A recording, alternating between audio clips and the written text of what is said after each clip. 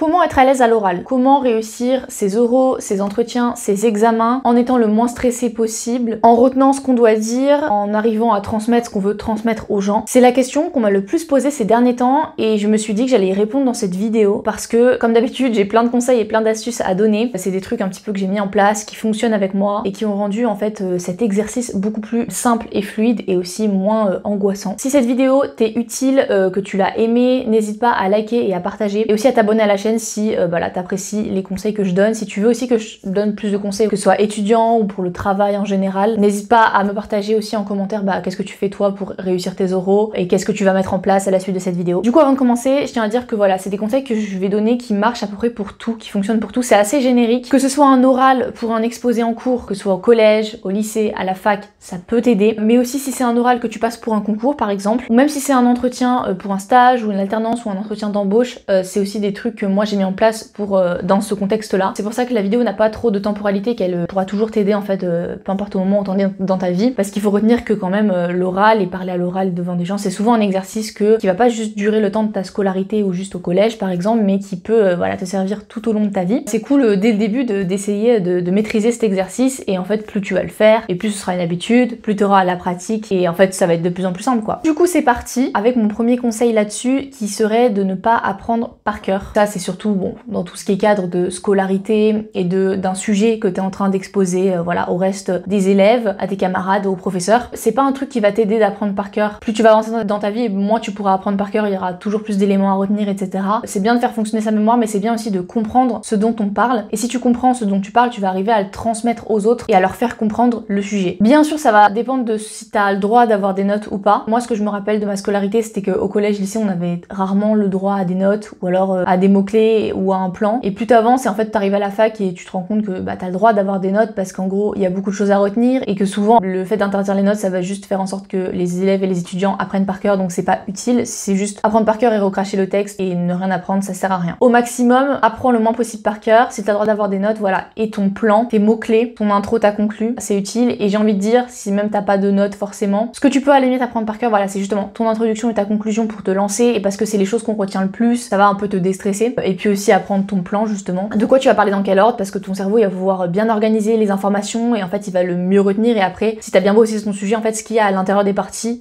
tu vas t'en rappeler assez facilement. Là où tu vas le plus retenir ce que tu dois dire, c'est si tu comprends ce que tu dis et que t'aimes le sujet. Donc je dis pas que tous les sujets on les choisit et qu'on aime toujours, mais voilà, trouver dans le sujet quelque chose que t'aimes bien, une manière fun de l'expliquer, de le transmettre. Par exemple utiliser des exemples, des métaphores, des comparaisons qui sont simples et que tout le monde peut comprendre et que toi aussi tu comprends. Déjà les gens vont être hyper réceptifs et toi tu vas vraiment comprendre ce que t'expliques de façon simple et vulgarisée, donc du coup ça va être plus facile à transmettre ça aux gens. Et en fait quand tu vas faire ton oral, fais genre que t'es en train d'expliquer ça à un proche qui ne connaît pas le sujet. Si tu fais ça aussi à l'oral quand t'es devant le reste de tes camarades et ton ou tes professeurs, dis-toi que c'est la même chose et que du coup ça va te mettre dans une ambiance déjà assez relaxée entre guillemets et tu vas juste expliquer ton sujet de manière simple, posée et légère. Ça c'est des choses qui vont te permettre aussi dans ton cerveau d'être peut-être moins stressé et du coup d'arriver mieux à transmettre ce que tu dois transmettre aux gens parce que toi tu seras plus détendu et ce sera plus fluide, naturel. Ce qu'il faut que tu te dises, c'est que la plupart du temps, quand t'as un exposé à faire sur un sujet en particulier, personne ne connaît aussi mieux le sujet que toi. Ou presque, parce que peut-être que le professeur il connaîtra aussi bien, mais dis-toi que personne ne connaît mieux le sujet que toi et que t'es un peu genre un spécialiste dessus, même si c'est pas vrai, c'est pas grave, tu fais genre. Moi quand je fais des oraux maintenant, c'est ce que je me dis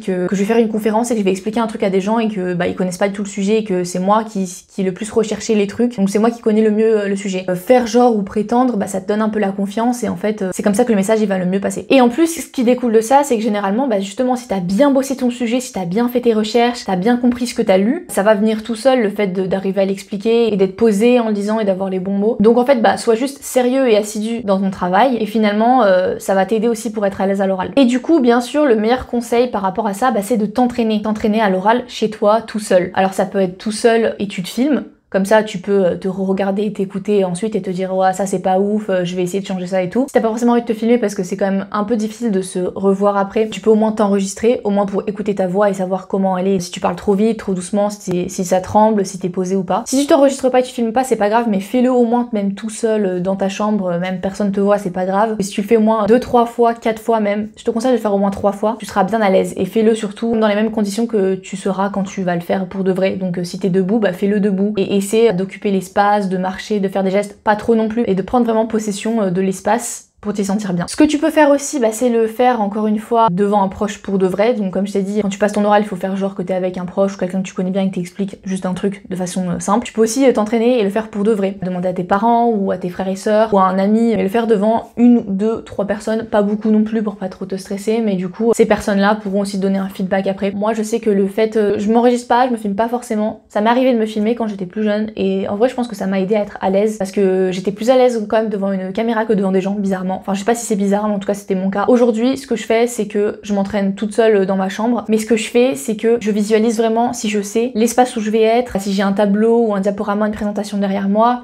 je marche et je m'entraîne à faire mon oral avec les notes que j'aurai le jour de l'oral et j'imagine l'audience devant moi en fait, j'imagine mes camarades, mes professeurs et tout, j'imagine vraiment tout. En fait je visualise tout comme ça, le jour de l'oral c'est comme si je l'avais déjà fait, du coup c'est hyper simple. Je visualise vraiment le moment où ça va arriver avec tous les détails et même je visualise, c'est très bête mais je visualise par exemple comment je vais m'habiller. Aussi le fait de s'habiller d'une certaine manière, par exemple mettre un petit chemisier ou une chemise, ça peut dire ok ça fait un peu pro, ça fait je connais mon sujet et du coup toi tu te sens à l'aise, tu te sens en confiance. C'est vraiment des techniques mentales et psychologiques où tu joues un petit peu avec ce qui se passe dans ta tête, mais moi je trouve que ça change tout et ça aide vraiment. Donc voilà, ça peut paraître de l'ordre vraiment du contrôle, de contrôler tous les petits détails, mais au final ça fonctionne très bien. Il y a toujours des petits inattendus, les jours des oraux, t'es pas dans la salle qui était prévue, il y a telle personne en plus, tu savais pas qu'elle était là, mais finalement ça rassure quand même et si tu sais qu'il peut avoir de l'inattendu, au moins t'es préparé à toute éventualité. Mention spéciale aussi pour les oraux de langue parce que c'est pas trop pareil de parler dans une autre langue et souvent on a encore plus tendance à apprendre plus par cœur quand c'est pas dans notre langue maternelle. Du coup souvent moi ce que je fais avec les oraux de langue c'est que je m'entraîne encore plus de fois que les oraux normaux. Peut-être que pour les oraux de langue tu peux aussi écrire un script un petit peu plus détaillé, donc peut-être que tu vas dire phrase par phrase parce que là ça va être plus technique, il faut que tu saches si ta phrase elle est grammaticalement juste par exemple, etc. Mais je te conseille toujours pas d'apprendre par cœur parce que la vraie force en langue c'est de pouvoir faire une conversation par exemple avec un étranger de manière fluide et tout.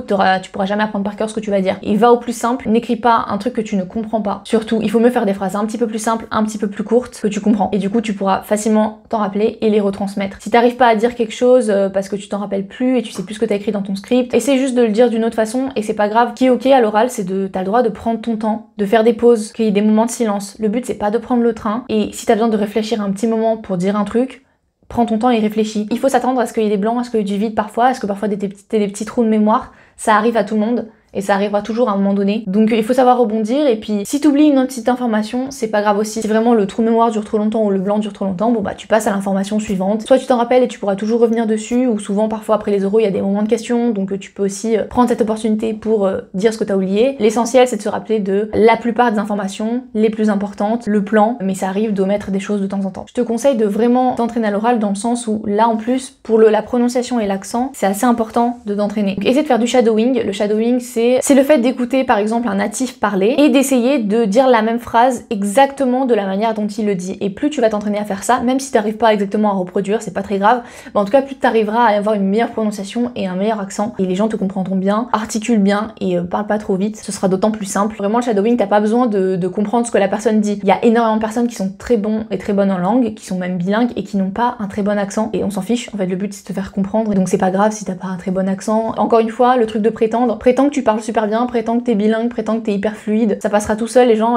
seront plus réceptifs à ce que tu vas dire et ça passera mieux, même si tu fais des fautes et même si au final ton accent il est pourri. Autre technique aussi pour bien avoir la prononciation, tu peux aller bien sûr sur des dictionnaires en ligne, il y a Word Référence qui, quand tu cherches un mot, normalement t'as la prononciation. Pas pour tous les mots, il y a des mots très compliqués où t'as pas la prononciation, mais pour la plupart tu l'as et en plus tu peux choisir les différents accents, en tout cas en anglais. Sinon il y a DeepL aussi, où tu peux aussi avoir normalement la prononciation, même des phrases plus en général. Voilà, le prochain conseil c'est vraiment un conseil, c'est pas hyper évident à mettre en place, mais c'est d'être présent le jour J. Présent, je veux dire, c'est dans l'instant présent, dans le moment présent, être là dans la pièce physiquement, et pas que ton mental vagabonde en mode stress, anxiété, qui pense à ce que les autres vont penser de toi. Ancre-toi dans le présent, tes pieds dans la pièce, tu es là, et que tu te concentres sur ton sujet et ce que t'as à faire, c'est-à-dire délivrer ton sujet. Donc aussi essayer d'enlever les gestes parasites du stress, si t'es en train de sautiller, si t'es en train de trop bouger, d'être un petit peu trop hyperactif, de t'appuyer contre le mur ou sur le tableau derrière, d'avoir les mains dans les poches. Ça c'est des choses que de toute façon tu peux faire quand tu t'entraînes avant chez toi, d'essayer d'enlever tous ces gestes parasites là. Et finalement c'est un peu lié au regard des autres aussi, à essayer de s'en détacher le plus en fait. La plupart du temps quand tu fais un oral, tout le monde va y passer, c'est-à-dire que toi tu passes un oral un certain jour mais tes autres camarades ils vont y passer à un autre moment. Si t'es plutôt sur un entretien ou un truc pour un concours, il y a juste le jury devant toi, il n'y a pas d'autres gens et puis vous êtes tous logés à la même enseigne, vous allez tous passer à l'oral. Donc finalement on est tous pareils, les autres vont pas te juger négativement, eux aussi potentiellement ils sont stressés, ils vont pas être là pour te déconcentrer. Eux ce qu'ils ont envie souvent c'est d'écouter ce que t'as à dire. Et d'ailleurs pour ta t'améliorer en langue, j'ai fait une vidéo là-dessus, je te la mets en barre d'infos.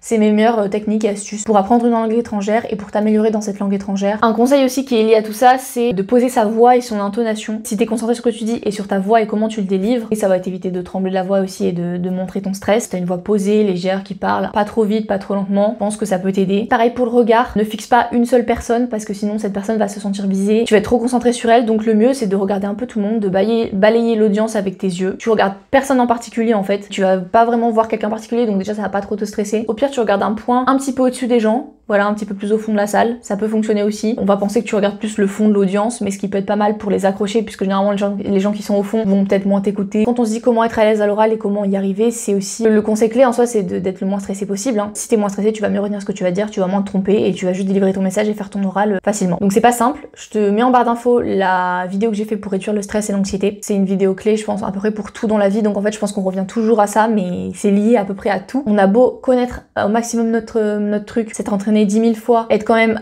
relativement déstressé et savoir ce qu'on va dire et tout. Parfois, juste avant le moment, bah, on est quand même un petit peu stressé, on a un peu chaud, ou on tremble un petit peu, ou on a un peu mal au ventre. Bon, ça dépend comment ça se manifeste chez vous. Faut apprendre juste à se dire, ok, il est là, et il va être là pendant l'oral. Donc, comment quand même faire mon oral quand il est là? Bon, c'est pas grave, il est un peu là le stress et il faut que ça vous pousse à faire bien. J'ai quand même des petites techniques avant. Moi, personnellement, ça m'arrive de faire la méditation juste avant. Si vous pouvez, vous vous posez assis quelque part, vous fermez les yeux, vous faites des respirations par le ventre ou de la cohérence cardiaque. Parce qu'en fait, quand vous respirez doucement, ça va refaire descendre la tension, vous détendre le corps, vous passez par des techniques qui vont apaiser votre corps, vos muscles et tout, bah ça va vous aider dans la tête à être moins stressé aussi. Sinon même parfois, si vous pouvez, moi je mets mes écouteurs, je mets une musique méditative qui détend, qui est zen. Ça peut être sur des applications de méditation, ça peut se trouver sur YouTube, ou alors mettez une musique aussi qui vous plaît, hein, qui vous détend, mais plus voilà, une musique qui va quand même pas être trop hard, hein, mettez pas du hard rock dans vos oreilles. Sauf si vraiment il faut vous motiver, il faut que ça vous booste et tout. Bon, ça peut être une technique, moi je fais pas ça, mais pourquoi pas. Sinon ça peut être aussi se détendre les muscles, faire des petits étirements, s'étirer, alors ça dépend où vous êtes, vous allez pas non plus vous étirer en plein couloir, respirez doucement, parce que généralement quand on est stressé, on a tendance à trembler, à parler vite et tout. Donc en fait, si vous faites des respirations et que vous redescendez votre rythme cardiaque, potentiellement ça va vous aider à, en tout cas, moins voir que vous êtes stressé. Et si vous avez l'impression que votre stress se voit pas, bah peut-être qu'en fait vous allez aussi être moins stressé pour de vrai. On arrive aux deux derniers conseils. Tu me diras en commentaire si tu veux une partie 2. Je pense que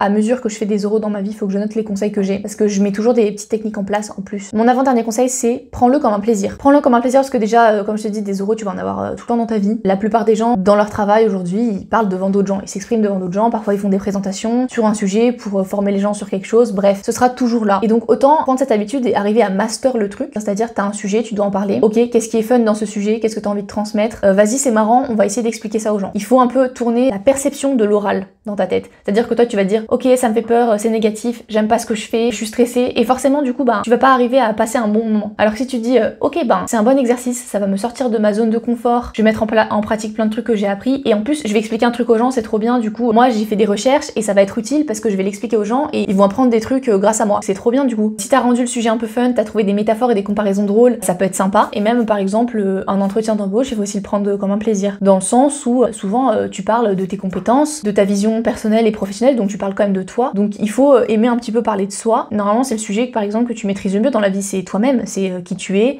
qu'est-ce que tu veux faire dans la vie. Pour tout ce qui est oral de concours, entretien de stage et d'embauche, où tu vas parler de toi et de ta vision professionnelle, montre aussi que t'es motivé, que t'as réfléchi à ce que tu voulais faire, ou en tout cas à qui tu voulais devenir, à qu'est-ce qui te plaisait dans la vie, pourquoi t'as fait ce que t'as fait avant, pourquoi ce que tu fais maintenant, et pourquoi tu demandes telle école, tel job, que tu t'es intéressé à l'entreprise ou à l'école. Tout ça c'est des bons signes qui vont montrer aux gens que t'es motivé et que tu te connais très bien. Et donc le fait de se connaître, c'est un très bon conseil pour les oraux. Apprends à te connaître toi, dans quelle situation tu réagis comment et comment faut que tu réagisses pour le réussir au mieux. Mais voilà, je pense qu'il faut aborder un petit peu toutes ces choses-là qui nous font peur comme finalement des plaisirs. C'est normal d'avoir peur et d'avoir des doutes. On en a tous, moi j'en ai, que ça fait partie de la vie, que ce sera là et qu'en fait il faut essayer de l'aborder en mode ok, j'ai peur, donc je vais le faire. Du coup, je vais surmonter cette peur, je vais apprendre quelque chose et je vais aussi avoir de plus en plus l'habitude de le faire, donc peut-être que j'aurai de moins en moins peur à le faire. Finalement, mon dernier conseil, c'est je me dis toujours, qu'est-ce qui peut m'arriver de pire? Qu'est-ce qui peut m'arriver de pire quand je fais mon oral? J'oublie des informations, bon ok, je bégaye, je bug, c'est un peu gênant, ok, mais les gens qui seront en face de toi, eux aussi ça leur arrive de bégayer et d'oublier des informations. C'est pas grave, finalement, t'es pas le président qui fait un discours devant tous les Français, je veux dire. Généralement, il y a une trentaine de personnes devant toi, parfois il y a même juste un jury de professeurs. C'est pas vraiment très grave, en fait. Et je pense que tu pourras toujours rebondir. Par exemple, si t'arrives pas à transmettre ce que tu veux transmettre, t'as pas le job ou t'as pas l'école,